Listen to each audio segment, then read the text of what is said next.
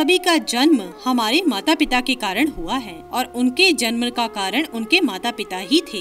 यही क्रम सृष्टि के आरंभ से ही चला आ रहा है। मृत्यु के बाद हम अपने पुरखों को पितृ की संख्या देते हैं। हिंदू धर्म में इन्हीं पितरों के लिए वर्ष में एक पक्ष निर्धारित किया है जिसे हम पितृ पक्ष कहते हैं या फिर कुछ लोग इसे श्राद्ध भी कहते हैं।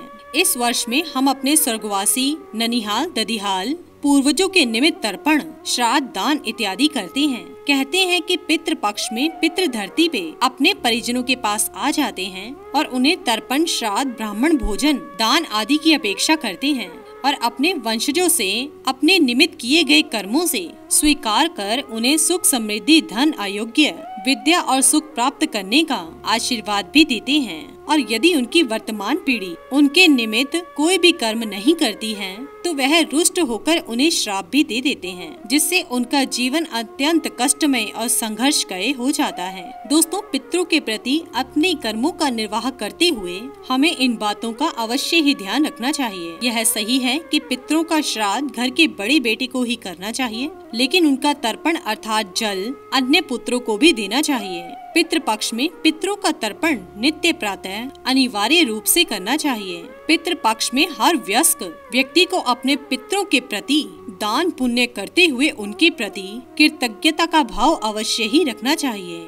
यह हम सभी का कर्तव्य है। यदि हमारे पिता दादा जीवित हैं और अज्ञानता वर्ष वह अपने पितरों का श्राद्ध आदि तर्पण नहीं कर पा रहे हैं तो हम उनके इसके बराबर में अवश्य ही बताएं और परिवार के बाकी सदस्यों को पितृदोष का सदस्य न बनना पड़े। पितृपक्ष श्राद्ध में गाय के दूध, दही और घी का प्रयोग ही करना चाहिए, भैंस का बिल्कुल नहीं। और तर्पण हमें सुबह सवेरे ही करना चाहिए और सुबह सवेरे कुछ भी ग्रहण नहीं करना चाहिए। तर्पण, श्राद्ध, ब्राह्मण भोजन में चांदी के बर्तनों का उपयोग करना अत्यंत श्रेष्ठ माना जाता है। मान्यता है कि चांदी भगवान शिव के नेत्रों से प्रकट हुई है। शास्त्रों के अनुसार तर्पण में चांदी के बर्तनों से जल देने से पितरों को अक्षय की प्राप्ति होती है और उनके पिंडदान और ब्राह्मण भोजन में भी चांदी के बर्तनों का उपयोग किया जाए तो वह अपने वंशजों से अति जल्द प्रसन्न हो जाते हैं और उन्हें अक्षय पुण्य की प्राप्ति भी होती है। सोने और चांदी के बर्तनों के अभाव में तांबे और कांसे के बर्तनों का प्रयोग भी किया जा सकता है, लेकिन पितृ तर्पण और श्राद्ध में लोहे के बर्तन का प्रयोग बिल्कुल भी नहीं करना चाहिए। पितरों के नित्य तर्पण में कुश, काले तिल, गाय का दूध, गंगा जल, तुलसी और दुर्वा का अवश्य ही प्रयोग करना चाहिए। शास्त्रों के अनुसार कुश तथा काला तिल भगवान विष्णु के शरीर से उत्पन्न हुए हैं। गाय का दूध और गंगा जल का प्रयोग श्राद्ध कर्म के फल को कई गुना बढ़ा देता है। तुलसी और दुर्वा दोनों ही बहुत ही पवित्र मानी जाती हैं, अतः इसके प्रयोग से पितृ अत्यंत प्रसन्न होते हैं। राहु काल में तर्पण श्राद्ध वर्जित है, इसलिए इस समय में उपरोक्त कार्य नहीं करना चाहिए। श्राद्ध पिंड दान करते समय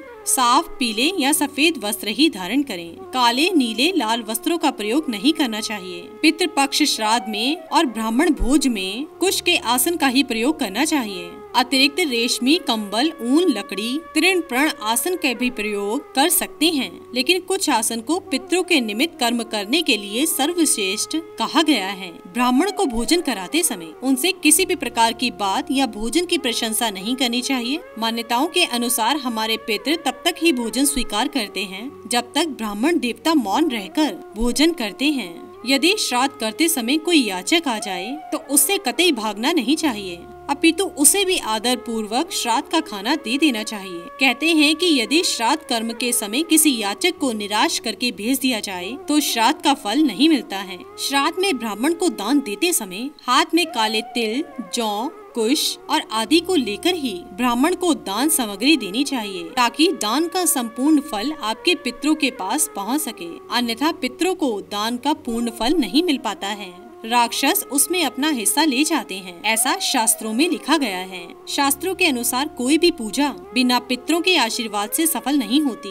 पितृपक्ष में तर्पण करते समय श्राद्ध कर्ता के पिता को वसु स्वरूप, दादा को रुद्र स्वरूप और परदाता को आदित्य स्वरूप संबोधन दिया जाता है। इसलिए माता को गायत्री रूप का, दादी को रूपा और परदादी को सिद्धि रूपा माना जाता है।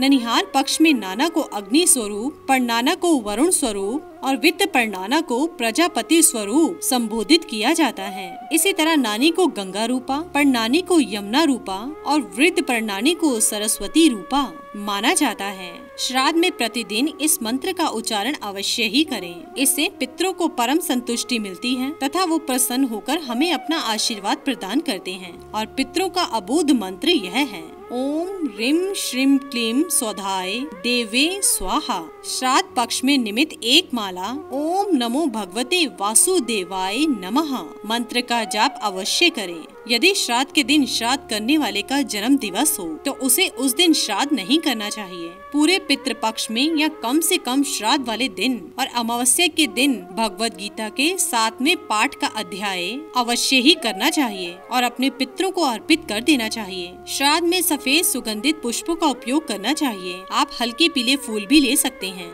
लाल, नीले, काले फूलों का प्रयोग नहीं करना चाहिए। श्राद्ध करते समय, पूजा करते समय गंध रहित धूप, अगरबत्ती प्रयोग करें, सुगंधित का नहीं। श्राद्ध कर्म करने के पूर्व दीपक जलाते हैं और श्राद्ध कर्म हो जाने के पश्चात जलते हुए दीपक को पलटकर श्राद्ध दिया जाता है। इसी के साथ ही दोस्तों, अगर आपको ये वीडियो पसंद आया हो तो इसे आप लाइक कीजिए, अपने दोस्तों रिश्तेदारों के साथ शेयर कीजिए और सब्सक्राइब कीजिए। साथ ही साथ बेल आइकन को प्रेस करें ताकि नया नोटिफिकेशन आप तक सबसे पहले पहुंच सके। धन्यवाद दोस्तों।